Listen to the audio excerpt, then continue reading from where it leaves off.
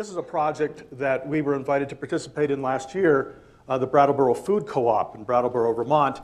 They had heard this similar talk that we're giving you today, and they said, well, we know about LEED, we know about green building, but we know there's more. What does that mean?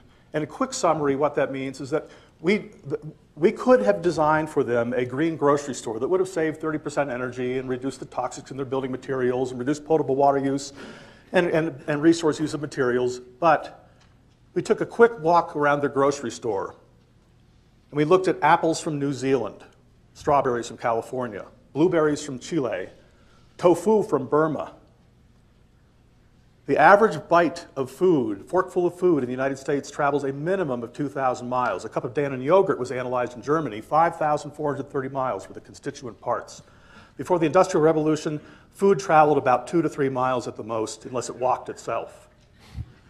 So the design problem was not to look at the building, but was to look at the system. And how do we bring the nutrient cycle back home? How do we reduce this incredible expenditure of energy and resources to create food as rhetoric anymore? That's a longer subject. So we're working with systems and energies and processes, not stuff. And this makes sense not just at small scales like the Brattleboro Food Co-op, but at large scales like Assi Domän, now a subsidiary of Sveaskog, the Swedish forestry company, the largest forest landholder in Europe.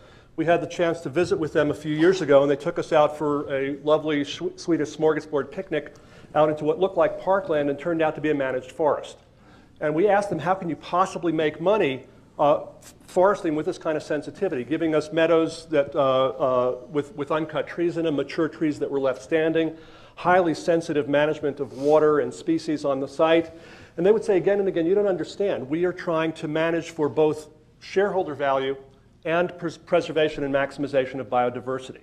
They actually train their tree cutters as forest ecologists. They go out and survey the land, develop a patchwork approach to cut different lands differently based on their ecological requirements. These folks are judged and incentivized based on not just yield, but on the biodiversity status of the lands. And the punchline, when they took us back to the office and showed us the charts, was that this approach cost them more in the first year, broke even in the middle of the second year, and by 4 or 5 years out, 55% more profitable than clear cut. Wow.